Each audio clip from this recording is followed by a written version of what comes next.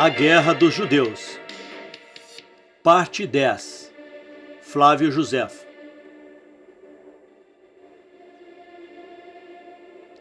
Capítulo 12. Um certo Judas Galileu estabelece entre os judeus uma quarta seita, sobre as outras três seitas que já existem, e particularmente a dos essênios. 153.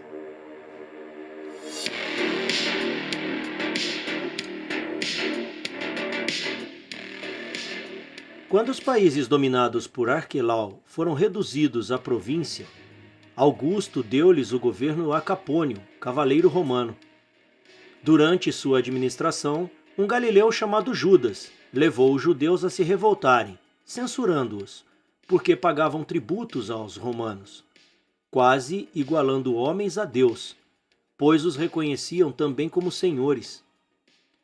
Judas foi o autor de uma nova seita, inteiramente diferente das três outras, das quais a primeira era dos fariseus, a segunda a dos saduceus e a terceira a dos essênios, que é a mais perfeita de todas.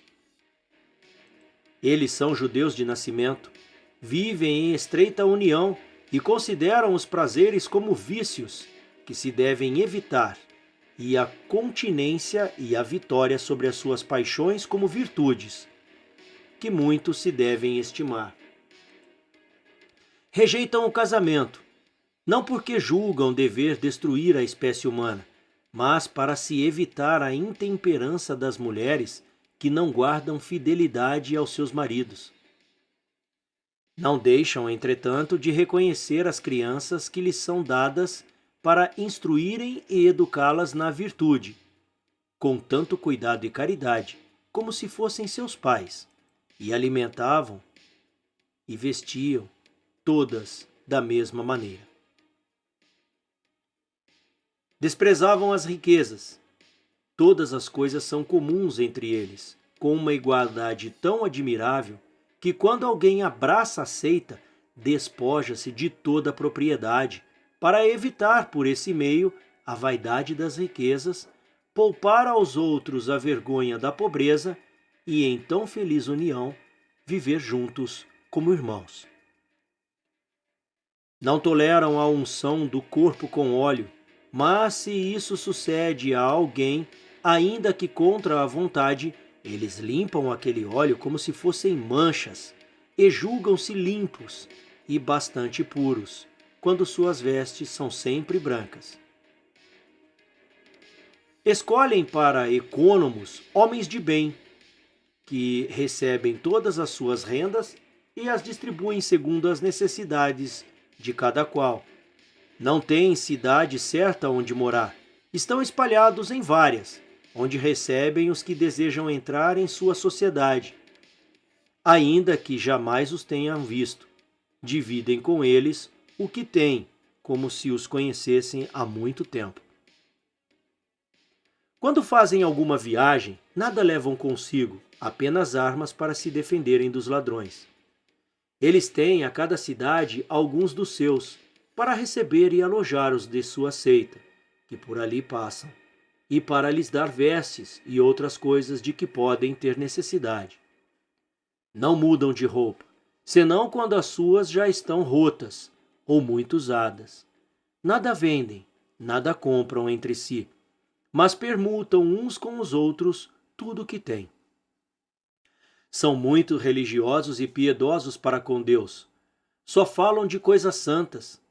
Antes que o sol desponte, fazem orações, que recebem por tradição, para pedir a Deus que o faça brilhar sobre a terra. Depois vão trabalhar, cada qual em seu ofício, segundo o que lhes é determinado. Às 11 horas, reúnem-se e, cobertos com um pano de linho, lavam-se em água fria. Retiram-se em seguida para suas celas, cuja entrada só é permitido aos da seita, e, tendo-se purificado deste modo, vão ao refeitório como a um santo templo, onde, depois de sentados em grande silêncio, põem diante de cada qual um pão e um pouco de alimento num pequeno prato. Um sacerdote abençoa as iguarias e não se pode tocá-las enquanto não termina a oração. Oram depois da refeição para terminar como começaram, com louvores a Deus, a fim de testemunhar que somente dela, eles recebem tudo o que têm para sua alimentação. Deixam então suas vestes que consideram sagradas e voltam ao trabalho. Fazem a ceia à noitinha, do mesmo modo, e recebem seus hóspedes, se os houver. 154. Jamais se ouve barulho em suas casas. Nunca se vê a menor perturbação. Cada qual fala por sua vez e sua posição, e seu silêncio causam respeito aos estrangeiros. Tão grande moderação é feito de sua contínua sobriedade. Não comem nem bebem mais do que é necessário para a sustentação da vida. Não lhes é permitido fazer coisa alguma, a não ser com a anuência de seus superiores, exceto ajudar os pobres sem que qualquer outra razão os leve a isso. A compaixão pelos infelizes. Quanto aos parentes, nada lhes dão, se não lhes for concedida a permissão. Têm imenso cuidado de reprimir a cólera, amam a paz e cumprem tão inviolavelmente o que prometem que se pode prestar fé às suas simples palavras como a juramentos. Eles os consideram mesmo como perjúrios, porque não podem crer que um homem não seja um mentiroso quando tem necessidade, para que nele se creia, de tomar a Deus por testemunho. Estudam com cuidado os escritos dos antigos, principalmente no que se refere às coisas úteis à alma e ao corpo, e adquirem grande conhecimento dos remédios próprios, para curar as doenças e a virtude das plantas, das pedras e dos metais. Eles não recebem imediatamente em sua comunidade os que querem abraçar a sua maneira de viver, mas fazem-nos esperar um ano, onde eles têm cada qual uma ração, um cântaro de água, uma veste, de que falamos, e um hábito branco. Dão-lhes em seguida um alimento mais parecido ao deles e permite-lhes lavar-se na água fria, a fim de se purificar, mas não os deixam comer no refeitório até que tenham, durante 2 anos, experimentado seus costumes, como antes experimentaram a sua continência. Então são recebidos, porque só assim são tidos como dignos, mas, antes de se sentar à mesa com os outros, juram solenemente honrar e servir a Deus de todo o coração, observar a justiça para com os homens, jamais fazer voluntariamente mal a ninguém, mesmo quando isso lhe fosse ordenado, ter aversão pelos maus, ajudar sempre aos homens de bem, de todos os modos possíveis, manter fidelidade a todos e particularmente aos soberanos, porque eles recebem o seu poder de Deus. A isso acrescentam, se forem constituídos num cargo, não abusarão do poder para maltratar os inferiores, que nada terão mais que os outros, nem em suas vestes, nem no que se refere às suas pessoas, que terão um amor inviolável pela verdade e repreensão severamente aos mentirosos.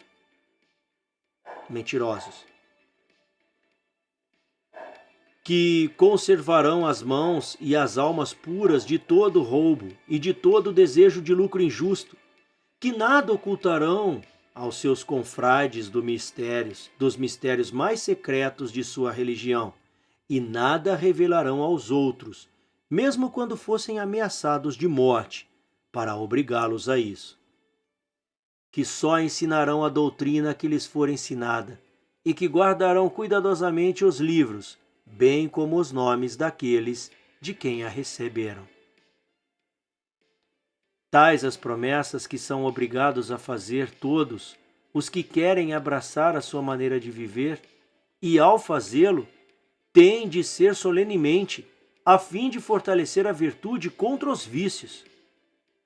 Se contra elas cometeram faltas graves, são afastados de sua companhia, e a maior parte dos seus... Perdão. Se contra elas cometeram faltas graves, são afastados de sua companhia, e a maior parte dos que são assim rejeitados morre miseravelmente, porque não lhes são permitido comer com os estrangeiros. São obrigados a comer a erva como os animais e chegam a morrer de fome. Por isso, às vezes, a compaixão que se tem de sua extrema miséria faz com que sejam perdoados. Os dessa seita são muito justos e exatos em seus juízos. Seu número é de quase 100. Os que eles pronunciam e o que uma vez determinaram tornam-se imutáveis. Veneram de tal modo, depois de Deus, o seu legislador, que castigam com pena de morte os que dele falam com desprezo, e consideram muito grande dever obedecer aos antepassados e ao que vários deles ordenam.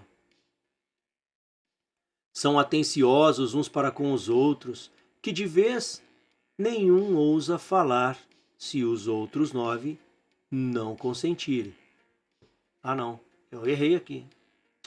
Oh meu pai, perdão, de novo.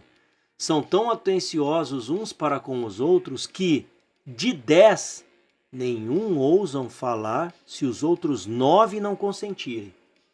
Consideram grande grosseria estar no meio deles, ou à sua direita. Observam mais religiosamente o sábado do que qualquer outro judeu, e não somente preparam o alimento na véspera, para não serem obrigados a fazê-lo no dia do descanso, como não ousam nem mesmo mudar o objeto de lugar, nem satisfazer, se não forem obrigados a isso, as necessidades da natureza. Nos outros dias eles o fazem. Num lugar afastado e com aquela ferramenta de que falamos, cavam um buraco na terra de 1 pé de profundidade, onde depois de terem descarregado, cobrindo-se com suas vestes, como se estivesse receio de serem manchados pelo raio do sol que Deus faz brilhar sobre eles, enchem o buraco com a terra que dali tiraram. Interessante que eles vão falar descarregado aqui, na verdade é depois de ter dado uma cagada, viu pessoal? Eles cobriam o buraco, tampavam e cobriam o buraco. Porque, ainda que seja uma coisa natural, não deixam de a considerar como impureza, que devem evitar, depois lavam-se para purificar. Os que fazem profissão dessa maneira de viver estão divididos em 4 classes. Os mais jovens têm tal respeito pelos mais velhos, que quando os tocam, são obrigados a se purificar como se tivesse tocado num estrangeiro.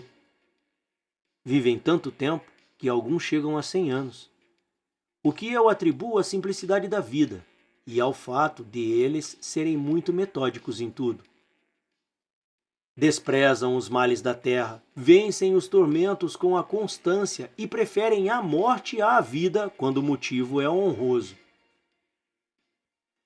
A guerra que travamos contra os romanos fez ver de 1000 modos que sua coragem é invencível. Eles sofreram o ferro e o fogo, tiveram quebrados todos os ossos, mas não disseram uma palavra contra o seu legislador. Nem comeram os alimentos que lhes eram proibidos. Nem no meio de tantos tormentos derramaram uma única lágrima. Nem disseram uma palavra para abrandar a crueldade dos carrascos. Ao contrário, zombavam deles, sorriam e morriam alegremente, porque esperavam passar o resto da vida para melhor... Eita, agora é aqui que está errado. Para melhore... Zombavam dele, sorriam e morriam alegremente, porque esperavam passar desta vida para melhor. Tem um E a mais aqui. Vírgula. Acreditavam firmemente que, Embora nosso corpo seja corpo mortal e corruptível, nossas almas são imortais e incorruptíveis, de uma substância etérea muito útil encerrada no corpo, como uma prisão onde uma inclinação natural as atrai e retém, e que apenas se veem livres destes laços carnais, que as prendem em dura escravidão, quando elevam-se ao ar e voam com alegria.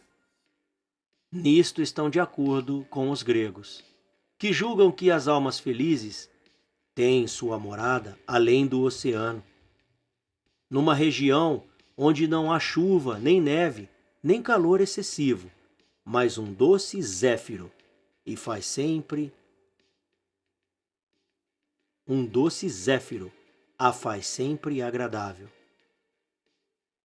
Bom, agora eu vou ter que ver o que é zéfiro. Dá uma pausa aqui, pessoal. Deixa eu pesquisar o que é zéfiro, que isso me interessou. Zéfiro. Os caras creem em terras além da borda. Zéfiro. Aqui.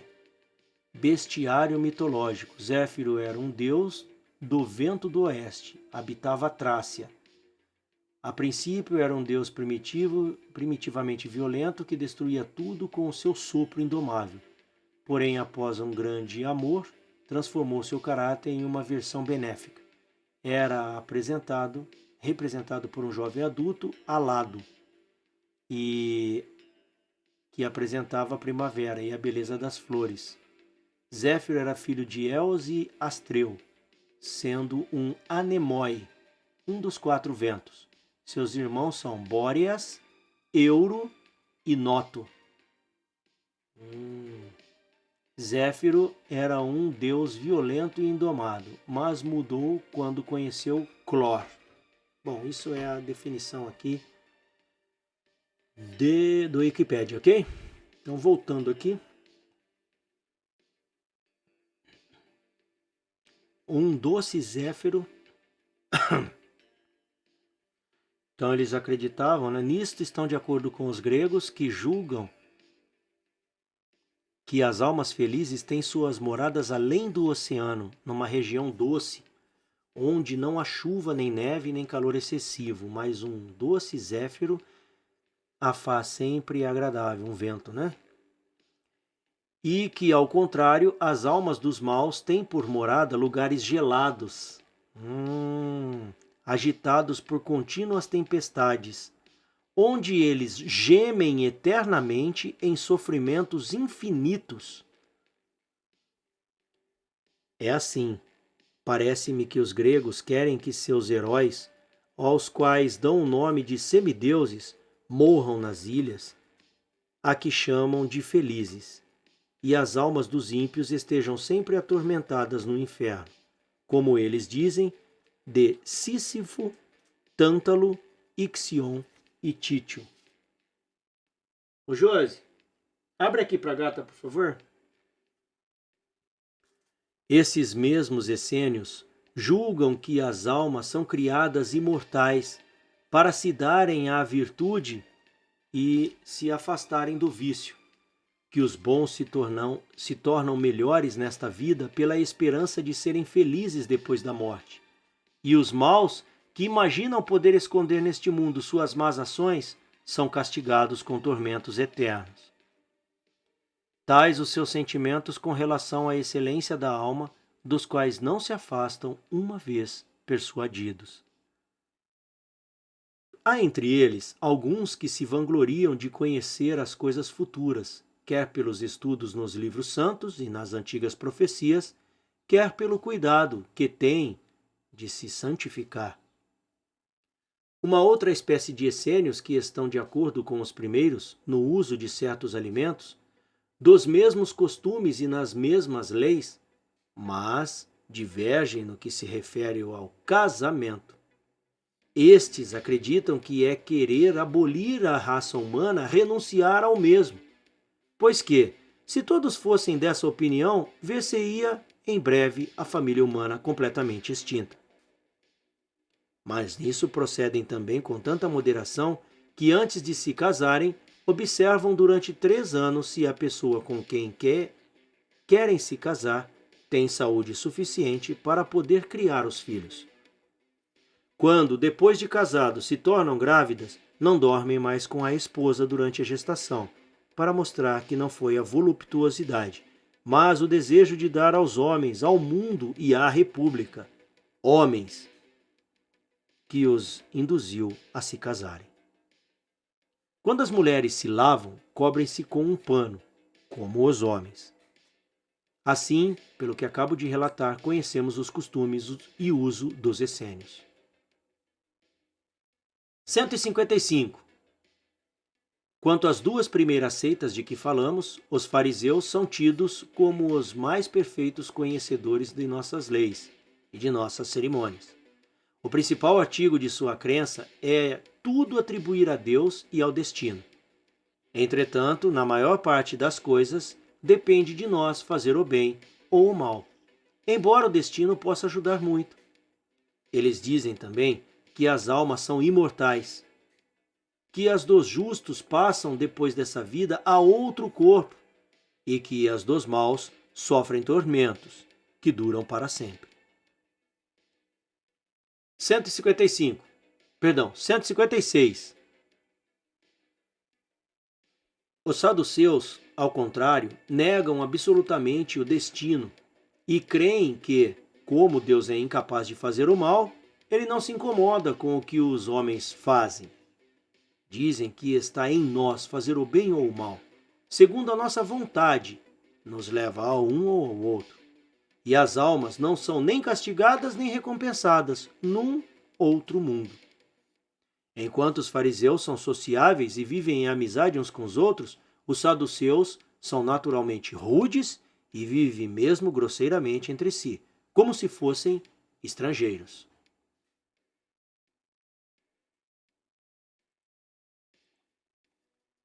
Capítulo 13.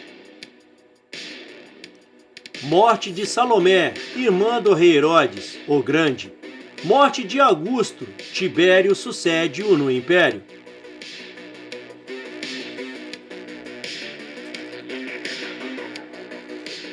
157.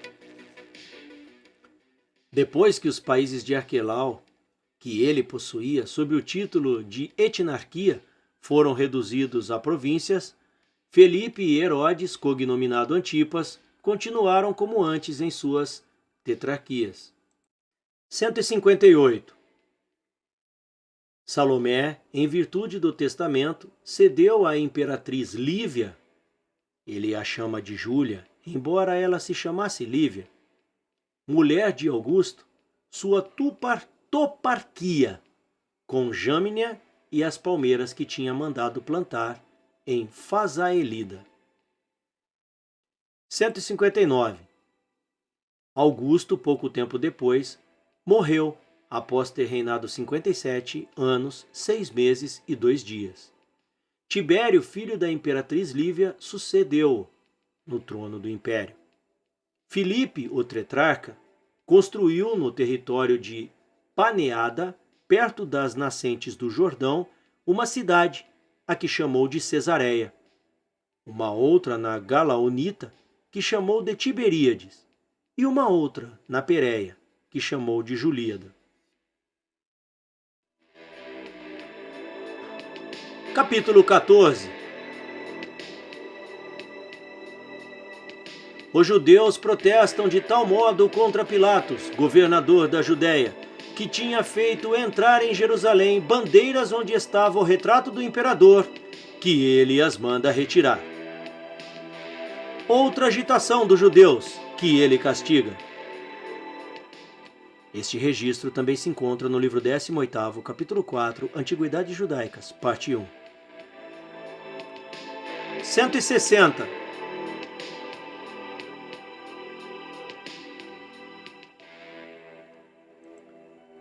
Pilatos foi mandado por Tibério como governador da Judéia. Dias depois, à noite, fez entrar em Jerusalém uma das bandeiras onde estava o retrato do imperador. Os judeus ficaram tão atônicos e irritados com isso que surgiu 3 dias depois uma grande agitação, porque eles consideravam que aquele ato era uma violação de suas leis, as quais proíbem expressamente em suas cidades figuras de homens e de animais. O povo dos campos veio também de todos os lugares a Jerusalém, e todos foram em grandíssimo número procurar Pilatos, em Cesareia, para pedir-lhe que mandasse retirar da cidade aquelas bandeiras e lhes conservasse seus privilégios. Ele respondeu que não podia fazê-los, e os judeus então lançaram-se por terra, em redor de sua casa, e assim ficaram durante 5 dias e 5 noites. No 6º dia, Pilatos compareceu ao tribunal, que mandara erguer expressamente para os exercícios públicos, e fez vir aquela grande multidão, como para atendê-la, mas as enganou, ordenando que os soldados a rodeassem de todos os lados. Pode-se imaginar o terror que tal ato causou. Pilatos disse-lhe que a mandaria matar, se negasse a receber aquelas bandeiras, e ordenou aos soldados que puxassem as espadas. A estas palavras todos os judeus lançaram-se por terra, como tinham combinado antes, e apresentaram-lhe a garganta, dizendo que preferiam ser mortos a consentir a violação de suas santas leis. Tal firmeza e zelo tão ardente pela religião causaram grande admiração a Pilatos. Ele ordenou no mesmo instante que levassem as bandeiras para fora de Jerusalém. 161. A essa perturbação seguiu-se outra. Nós temos um tesouro sagrado que chamamos de Corbã, e Pilatos, que então estava em Jerusalém, quis apoderar-se do dinheiro para construir arquedutos na cidade, pois as fontes estavam muito longe, mais ou menos 400 estádios. Nota de rodapé. No livro Antiguidades Judaicas, parte 1, número 271, diz 200 estádios. Fim da nota de rodapé. O povo revoltou-se de tal modo que se reuniu de todas as partes para protestar. Não teve ele dificuldade em compreender que assim facilmente se provocaria uma revolução. Deu ordem aos soldados que tirassem as vestes militares e se disfarçassem em homens do povo, e misturando-se à multidão, os atacassem não com armas, mas a pauladas, quando ele começasse a gritar. Tudo estava assim preparado, ele deu o sinal convencionado e os soldados executaram a ordem. Muitos jovens morreram, outros foram pisoteados pela multidão quando procuravam fugir. Tão severo castigo assustou aquela gente, e a sedição terminou.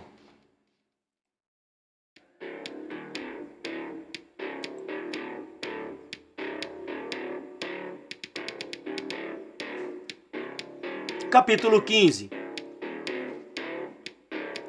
Tibério manda prender Agripa, filho de Aristóbulo, filho de Herodes, o Grande, e ele permanece na prisão até a morte do imperador. Este registro também se encontra no livro 18º, capítulo 8, Antiguidades Judaicas, parte 1. 162. Agripa, filho de Aristóbulo, que o rei Herodes, seu pai, havia mandado matar, foi procurar Tibério para acusar Herodes, o tetrarca. Mas o imperador não levou em conta a acusação, e ele ficou em Roma, como cidadão privado, para se tornar conhecido e obter a amizade das pessoas mais ilustres do império. Fazia principalmente a corte a Caio, filho de Germânico, e num soberbo banquete que lhe deu um dia, pediu a Deus que o tornasse muito depressa senhor de todo o mundo, em lugar de Tibério. Um dos seus soldados foi contá-lo a Tibério, e este mandou-o imediatamente a uma prisão, onde ele ficou 6 meses, em grande miséria, até a morte desse imperador, que reinou 22 anos, 3 meses e 6 dias. Nota de rodapé, no livro Antiguidades Judaicas, parte 1, número 786. Também inclui esse relato. Fim da nota de rodapé.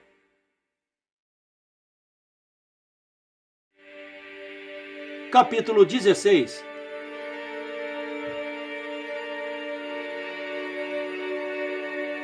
O imperador Caio Calígula dá a Agripa a tetrarquia que Filipe tinha e o faz rei. Herodes, o tetrarca, cunhado de Agripa, vai a Roma para também ser declarado rei, mas em vez de obter o trono, Caio ainda dá a sua tetrarquia a Agripa. Este registro também se encontra no livro 18º, capítulo 9, Antiguidades Judaicas, parte 1. 163.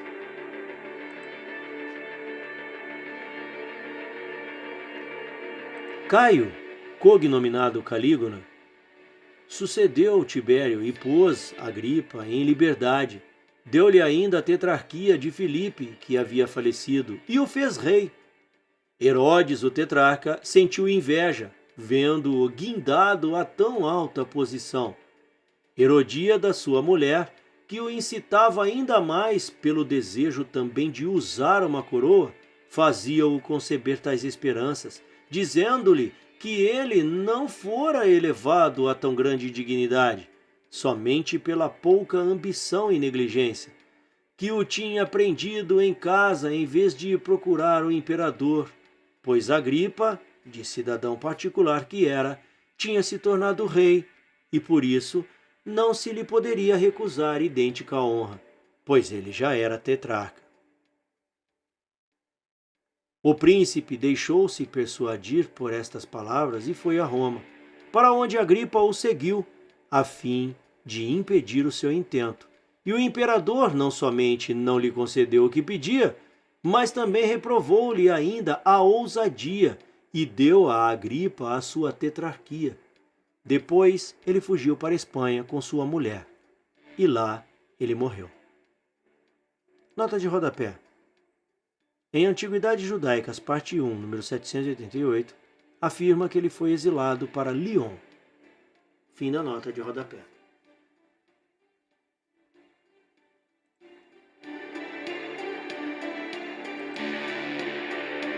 Capítulo 17. O imperador Caio Calígula ordena a Petrônio, governador da Síria, que obrigue os judeus pelas armas a receber a sua estátua no templo.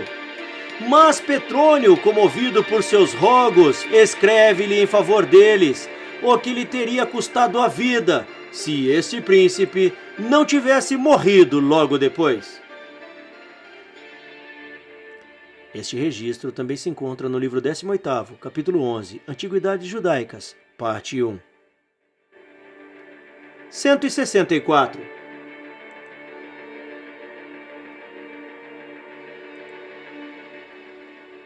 O imperador Caio abusou de tal modo de sua boa sorte e deixou-se levar até o excesso do orgulho, chegando a se persuadir de que era um deus e querendo que lhe dessem esse nome. Privou o império, por sua crueldade, de um grande número de cidadãos, dos mais ilustres romanos, e fez a Judéia sofrer os efeitos de sua horrível impiedade. Mandou Petrônio a Jerusalém com um exército e uma ordem expressa de pôr suas estátuas no templo, de matar todos os judeus que tivessem a ousadia, de se opor a isso e de reduzir à escravidão o restante do povo. Poderia Deus suportar uma ordem tão abominável? Petrônio partiu em seguida de Antioquia com 3 legiões, um grande número de soldados e tropas auxiliares da Síria para entrar na Judéia. Essas notícias surpreendeu de tal modo os judeus que eles mal lhe podiam prestar fé, e os que acreditavam nela estavam impossibilitados de resistir e de se defender. Mas o terror foi geral quando se soube que Petrônio já tinha chegado com seu exército a Ptolemaida. Essa cidade da Galiléia está situada à beira-mar, numa grande planície, rodeada, de lado do oriente, por montanhas daquela província, que estão longe, cerca de 60 estádios, e do lado do sul pelo Monte Carmelo, que dista 120 estádios, e do lado do norte por uma montanha muito alta chamada Montanhas dos Sírios, distante 100 estádios. A 2 estádios dessa cidade passa um pequeno rio de nome Peleu, perto do qual está a sepultura de Memnon, uma obra admirável de 100 côvados de altura e de forma côncava. Lá existe uma areia tão clara como vidro. Os navios vão buscá-la, e logo que é levada, o vento em seguida traz outra do alto da montanha, o qual ocupa o espaço vazio. Posta no forno, esta areia se converte logo em vidro. O que me parece mais admirável ainda é que esse vidro, levado àquele mesmo lugar, retoma a sua primitiva natureza e torna-se pura areia como antes. Na consternação em que os judeus se encontravam, foram com suas mulheres e seus filhos procurar Petrônio em Ptolemaida, para lhe rogar que não violasse as suas santas leis e tivessem compaixão deles. Petrônio, comovido com seu grande número e com seus rogos, deixou em Ptolemaida as estátuas do imperador e dirigiu-se para a Galiléia. Mandou vir todo o povo com seus chefes a Tiberíades. Lá falou-lhes do poder dos romanos, de como as ameaças do imperador lhes deviam ser temíveis, de como ele se julgaria ofendido com o pedido que lhe faziam, porque de todas as nações a ele sujeitas, somente eles se recusavam colocar suas estátuas no número dos deuses, o que era o mesmo que revoltar-se contra ele e também fazer-lhe grande injúria, pois por sendo o governador, representava a sua pessoa. Eles responderam que suas leis o proibiam tão expressamente que não poderiam fazê-lo sem violá-las, colocando-as no templo, nem mesmo no lugar profano, não somente a imagem de um homem, mas até mesmo a de Deus. Abre aspas. Se observais tão rigorosamente vossas leis, replicou Petrônio, eu não sou menos obrigado a executar as ordens do imperador, que para mim são como leis, pois ele é meu senhor, e eu não poderia desobedecer-lhes, para poupar-vos, sem que isso me custasse a própria vida. É, portanto, a ele, e não a mim, que vos deveis dirigir.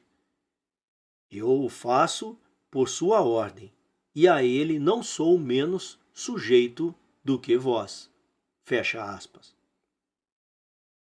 A estas palavras, toda aquela multidão exclamou que não havia perigo ao qual não estivessem prontos a se expor, com alegria, pela observância de suas leis. Depois de ter acalmado o tumulto, Petrônio disse-lhes: Estais, pois, resolvidos a tomar as armas contra o imperador? Não, responderam eles. Nós oferecemos, ao contrário, todos os dias sacrifícios a Deus por ele e pelo povo romano. Mas se vós quiserdes pôr as suas estátuas em nosso templo, será preciso antes degolar-nos todos, com nossas mulheres e filhos. O amor tão ardente desse povo por sua religião e a firmeza inquebrantável que o fazia preferir a morte à não observância de suas leis causou tanta admiração em Petrônio e ao mesmo tempo tanta compaixão que ele dissolveu a assembleia sem nada resolver. No dia seguinte e alguns dias depois, ele falou aos chefes em particular e a todos em geral. Uniu seus conselhos a exortações e as suas ameaças a conselhos, dizendo-lhes ainda do grande poderio romano, de como a cólera do imperador lhes devia ser temível e, por fim, da necessidade em que eles se encontravam de lhe obedecer. Nada, porém, foi capaz de movê-los. Vendo que o tempo de semear a terra estava se passando, porque eles, empenhados em tal modo nessa questão, há 40 dias haviam renunciado a todos os outros cuidados, reuniu-os de novo e disse-lhes: Estou disposto a expor-me, por amor de vós, aos mesmos perigos que estáis ameaçados. Assim, ou Deus me fará grandeza e dará graça de abrandar o espírito do imperador, e terei o prazer de me salvar, salvando-os também. Ou se atrair sobre mim a sua cólera, não sentirei perder a vida por ter me esforçado para preservar da morte tão grande povo. Depois de lhes ter falado deste modo, mandou para casa toda aquela grande multidão, que não se cansava de fazer votos por sua prosperidade, e reconduziu suas tropas de Ptolemaida para Antioquia, de onde mandou cartas ao imperador, dizendo que para obedecer às suas ordens, ele tinha entrado na Judéia com grandes tropas, e que se ele não se rendesse aos pedidos daquela nação, seria necessário destruí-la completamente e devastar todo o país, porque aquele povo estava tão firme na observância de suas leis que nada havia que eles não estivessem dispostos a sofrer antes que cumprir aquela determinação. Esta carta irritou de tal modo o imperador, cruel e desumano, que o ameaçou como resposta fazê-lo morrer por ter ousado diferir na execução de suas ordens. Mas os que haviam sido encarregados desse terrível despacho tiveram uma viagem difícil, com ventos contrários, e demoraram-se 3 meses no mar. Só chegaram 27 dias depois que outros haviam trazido a Petrônio a notícia da morte daquele feroz imperador.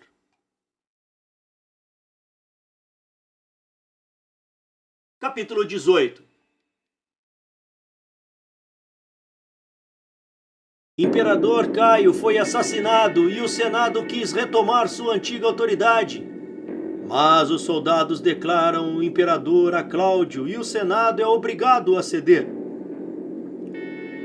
Cláudio confirma o rei Agripa no reino da Judéia, acrescenta-lhe ainda outras terras e dá a Herodes, seu irmão, o reino da Cálcida.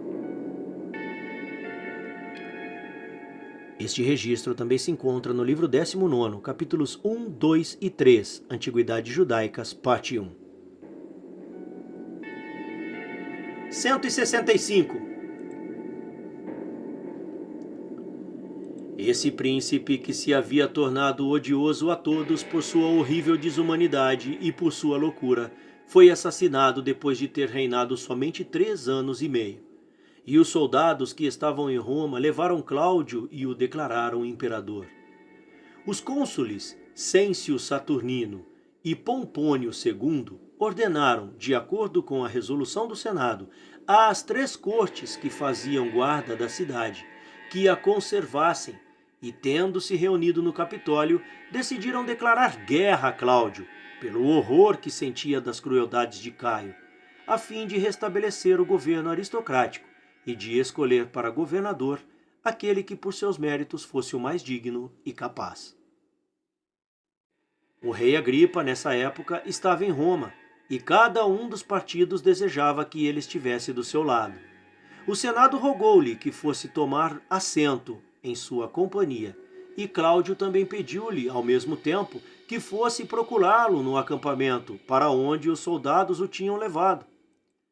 Esse príncipe, vendo que Cláudio já era de fato imperador, foi logo ter com ele. E Cláudio pediu-lhe que fosse informar ao Senado de seus sentimentos, isto é, que tudo tinha sucedido contra sua vontade, que os soldados o haviam levado para fazê-lo imperador. No entanto, como era uma coisa consumada, ele era obrigado a corresponder àquela prova de seu afeto, e corria mesmo grave perigo se quisesse recusar, porque se expõe a toda sorte de perigo aquele que é escolhido para reinar. Mas ele estava resolvido a governar, como um bom príncipe e não como um tirano, contentando-se com o nome de imperador, nada resolvendo nos assuntos de importância, sem a participação do Senado. Nisso se podia duvidar de que suas palavras seriam seguidas de fato. Pois quando ele não fosse de um caráter tão moderado como todos o sabiam, o exemplo da morte de Caio bastaria para fazê-lo tomar um caminho bem contrário ao dele. Como o Senado confiava nos seus soldados que se havia declarado em seu favor e na justiça de sua causa, ele respondeu ao rei Agripa que não podia retornar a uma vida de servidão voluntária. Cláudio, depois dessa resposta, rogou ao soberano que voltasse a dizer ao Senado que ele não podia abandonar os que haviam elevado ao império e que ele não desejava também fazer guerra ao Senado. Mas se a isso fosse obrigado, deveria escolher-se a cidade ou o lugar onde se travaria a batalha, pois não era justo que essa divergência enchesse Roma de mortes e sangue. Quando Agripa fazia essa declaração ao Senado, um dos soldados, dos que se haviam declarado por eles, puxou a espada e disse aos companheiros: Que razão nos pode obrigar a cometer assassínios, combatendo contra nossos parentes e amigos, que se declararam a favor de Cláudio? Que mais podemos desejar do que ter por imperador um príncipe ao qual nada se pode censurar? Não devemos, ao contrário, torná-lo propício, em vez de tomar as armas contra ele? Depois de ter assim falado, afastou-se e todos o seguiam. O Senado, vendo-se abandonado e não lhe sendo mais possível qualquer resistência, resolveu ir também procurar a Cláudio, e com isso correu muito grande perigo, pois os soldados, que pareciam os mais zelosos a favor do novo imperador, vieram contra eles, de espada na mão, junto dos muros da cidade, e teriam matado os mais afoitos, antes que Cláudio tivesse sabido de alguma coisa, se o rei Agripa não o tivesse avisado imediatamente da desgraça que estava para quase acontecer. Disse-lhes que se ele não contivesse o furor daqueles soldados, veria morrer diante dos próprios olhos aqueles que, por seu mérito e ilustre posição, eram o ornamento do império, e ele teria então de reinar num deserto. Cláudio seguiu-lhe a advertência. Conteve o ímpeto dos soldados, recebeu favoravelmente o Senado em seu acampamento e saiu com eles, segundo o costume, para oferecer sacrifícios a Deus e dar-lhe graças por aquela soberana autoridade que dele recebia. 166. O novo imperador deu em seguida a Agripa não somente o reino que Herodes possuíra, mas também Traconítida e Auranita, que Herodes lhe havia juntado, e o país a que chamavam de Reino de Lisânias. Tornou aquela doação pública pela ata que mandou escrever e ordenou aos senadores que a fizessem gravar em placas de cobre para colocá-las no Capitólio. 167. Concedeu o reino da Cálcida a Herodes, irmão de Agripa, que se tornara seu genro pelo casamento de Berenice, sua filha.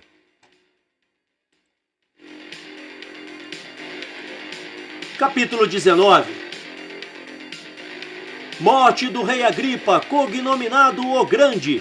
Sua posteridade, a pouca idade de Agripa, seu filho, é causa de que o imperador Cláudio reduza a Judéia à província.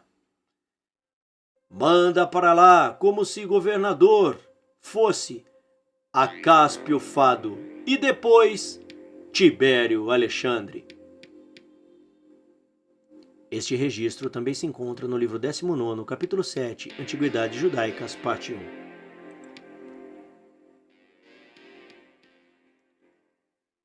(168) O rei Agripa era então muito mais poderoso e mais rico do que podia esperar, e não empregou seus bens em coisa vãs, mas começou por cercar Jerusalém com uma muralha tão forte que, se tivesse podido terminá-la, os romanos em vão teriam feito o cerco à cidade. Mas ele morreu em Cesareia, antes de ter acabado tão grande obra. Reinou 3 anos como rei, pois nos outros 3 anos anteriores fora apenas tetrarca. 169. Teve de Cipro, sua esposa, 3 filhas, Berenice, Mariana, Drusila e um filho de nome Agripa. Como este era ainda muito pequeno, o imperador Cláudio reduziu o reino à província e para lá mandou como governador a Cúspio Fado. Tibério Alexandre sucedeu no cargo, e um e outro governaram os judeus, em tempos de paz, sem nada alterar em seus costumes. 170. Herodes, rei da Cálcida, morreu também logo depois, e deixou de Berenice, sua mulher, filha do rei Agripa, seu irmão, 2 filhos, de nome Berenício e Hircano, e tivera de Mariana, sua primeira mulher, um filho chamado Aristóbulo, e um outro que tinha o mesmo nome, o qual vivia com um homem privado, e deixou uma filha de nome Jotapá. Estes foram os descendentes, filho do rei Herodes, o Grande, e de Mariana. Os filhos de Alexandre, seu irmão mais velho, reinaram somente na Armênia.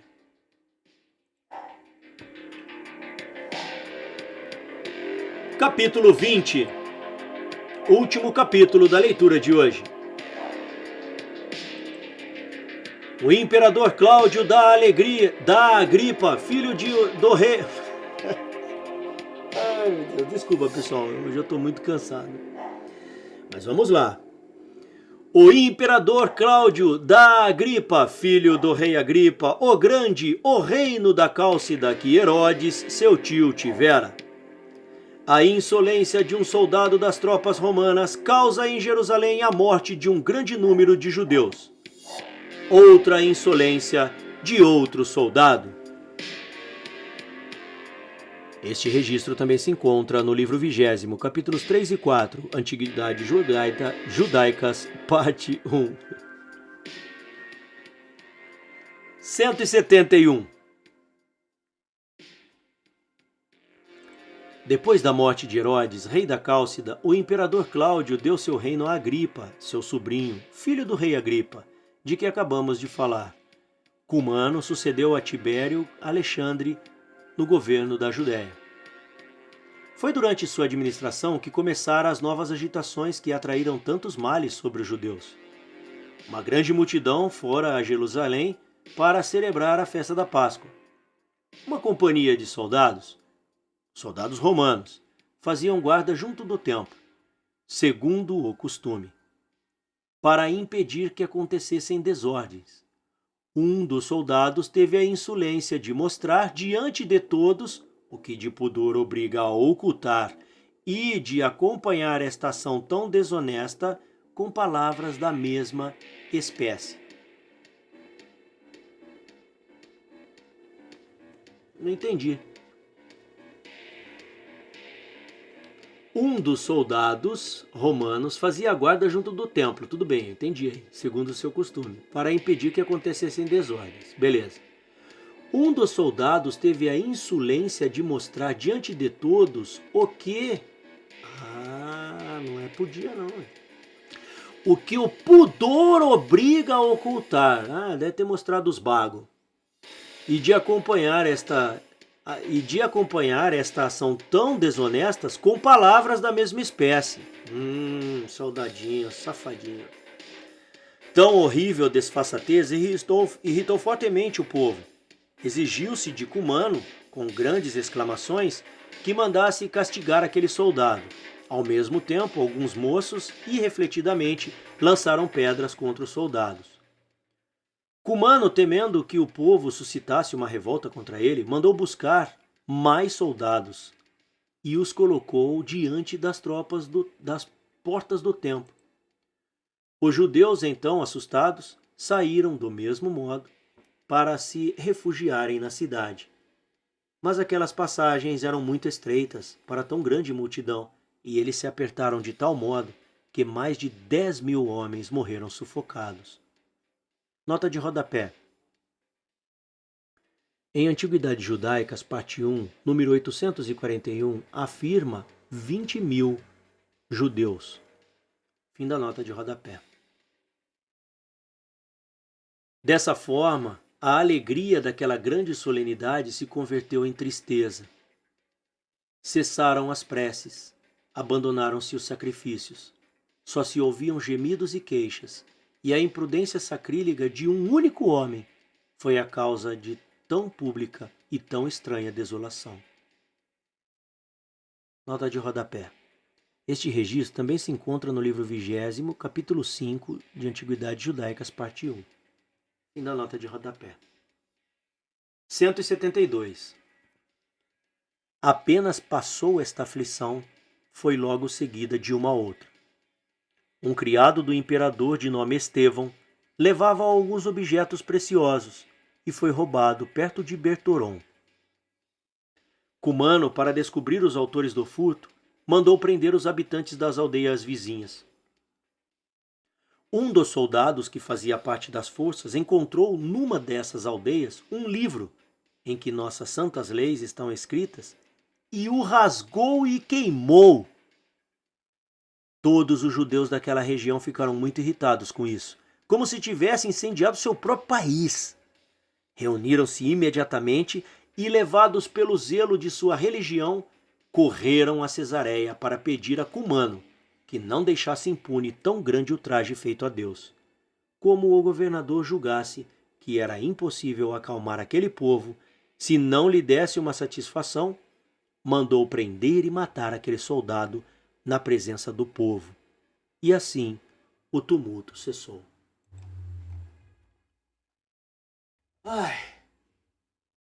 Fim da leitura de hoje, pessoal. Obrigado pela presença. Me perdoe o cansaço. Foi com sacrifício hoje, mas foi por vocês. Deus os abençoe e lhes dê um bom domingo. Hoje é dia 22 de janeiro de 2023. São 13 horas e 16 minutos. 26 graus de temperatura. Muito obrigado pela participação. Até o próximo capítulo. Valeu!